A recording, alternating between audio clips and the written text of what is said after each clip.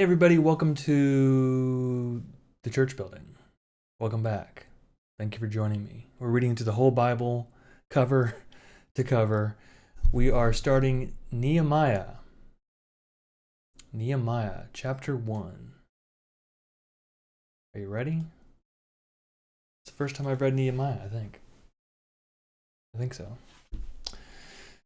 The words of Nehemiah, son of Hekeliah, in the month of Chislev, in the 20th year, while I was in Susa, the capital, one of my brothers, Hanini, came with certain men from Judah, and I asked them about the Jews that survived, those who had escaped the captivity, and about Jerusalem. They replied, the survivors there in the province who escaped captivity are in great trouble and shame. The wall of Jerusalem is broken down, and its gates have been destroyed by fire. When I heard these words, I sat down and wept and mourned for days, fasting and praying before the God of heaven. I said, O Lord, God of heaven, the great and awesome God who keeps covenant and steadfast love with those who love him and keep his commandments, let your ear be attentive and your eyes be open to hear the prayer of your servant, that I now pray before you day and night for your servants, the people of Israel, confessing the sins of the people of Israel, which we have sinned against you. Both I and my family have sinned. We have offended you deeply, failing to keep the commandments and statutes and the ordinances that you commanded your servant Moses. Remember the word that you commanded your servant Moses. If you are unfaithful, I will scatter you among the peoples. But if you return to me and keep my commandments and do them, though your outcasts are under the farthest skies, I will gather them from there and bring them to the place at which I have chosen to establish my name. Verse 10. They are your servants and your people, whom you redeemed by your great power and your strong hand. O Lord, let your ear be attentive to the prayer of your servant and to the prayer of your servants who delight in revering your name. Give success to your servant today and grant him mercy in the sight of this man. At the time, I was cupbearer to the king. Chapter 2. In the month of Nisan, in the 20th year of King Artaxerxes, when wine was served him, I carried the wine and gave it to the king. Now I had never been sad in his presence before, so the king said to me, Why is your face sad, since you are not sick? This can only be sadness of the heart. Then I was very much afraid. I said to the king, May the king live forever. Why should my face not be sad? When the city, the place of my ancestors' graves, lies waste, and its gates have been destroyed by fire. And the king said to me, What do you request? So I prayed to the God of heaven. Then I said to the king, If it pleases the king, and if your servant has found favor with you, I ask that you send me to Judah, to the city of my ancestors' graves, so that I may rebuild it. The king said to me, the queen also was sitting beside him, How long will you be gone, and when will you return? So it pleased the king to send me, and I set him a date. Then I said to the king, If it pleases the king, let letters be given me to the governors of the province beyond the river, that they may grant me passage until I arrive in Judah. And a letter to Asaph, the keeper of the king's forest, directing him to give me timber to make beams for the gates of the temple fortress, and for the wall of the city, and for the house I shall occupy. And the king granted me what I asked, for the gracious hand of my God was upon me. Then I came to the governors of the province beyond the river, and gave them the king's letters. Now the king had sent officers to the army and cavalry with me. Verse 10. When Sanballat the Horonite and Tobiah the Ammonite official heard this, it displeased them greatly that someone had come to seek the welfare of the people of Israel. So I came to Jerusalem and was there for 3 days. Then I got up during the night, and I and a few men with me, I told no one what my God had put into my heart to do for Jerusalem. The only animal I took was the animal I rode. I went out by night and by the valley gate past the dragon spring into the dung gate, and I inspected the walls of Jerusalem that had been broken down, and its gates that had been destroyed by fire. Then I went on to the fountain gate and to the king's pool, but there was no place for the animal I was riding to continue.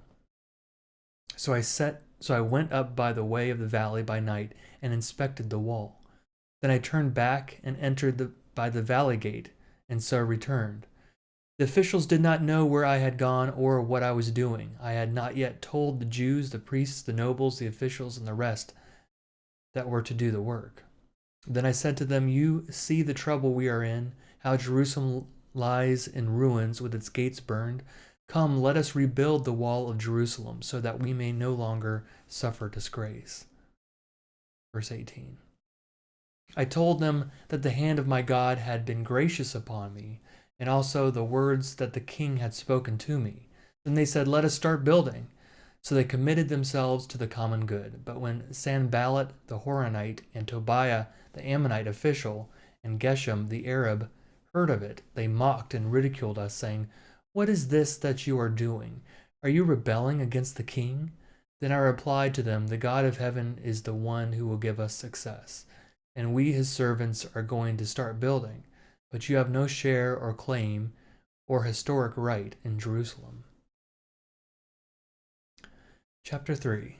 Then the high priest Eliashib set to work with his fellow priests and rebuilt the sheep gate. They consecrated it and set up its doors. They consecrated it as far as the Tower of the 100 and as far as the Tower of Hananel. And the men of Jericho built next to him, and next to them Zachar son of Imri built. The sons of Hassanah built the fish gate. They laid its beams and set up its doors, its bolts, and its bars. Next to them Meremoth son of Uriah, son of Hakaz, made repairs. Next to them Meshullam, son of Berechiah, son of Meshezabel, made repairs. Next to them Zadok, son of Bana, made repairs. Next to them the Tekoites made repairs. But their nobles would not put their shoulders to the work of their Lord. Joiada son of Paseah and Meshullam son of Besodiah repaired the old gate. They laid its beams and set up its doors, its bolts, and its bars. Next to them repairs were made by Melatiah the Gibeonite and Jadon the Meronothite, the men of Gibeon and of Mizpah, who were under the jurisdiction of the governor of the province beyond the river. Next to them Uzziel son of Harahiah, one of the goldsmiths, made repairs. Next to him Hananiah, one of the perfumers, made repairs. And they restored Jerusalem as far as the broad wall. Next to them Rephaiah son of Hur, ruler of half the district of Jerusalem, made repairs. Next to them Jediah son of Haramath made repairs opposite his house, and next to him Haddash son of Hashabniah made repairs. Malchijah son of Haram and Hashub son of Pahath Moab repaired another section of the Tower of the Ovens. Verse 12. Next to him Shallum son of Halahesh, ruler of the half district of Jerusalem, made repairs, he and his daughters. Hanan and the inhabitants of Zenoah repaired the valley gate. They rebuilt it and set up its doors, its bolts, and its bars, and repaired 1,000 cubits of the wall as far as the dung gate.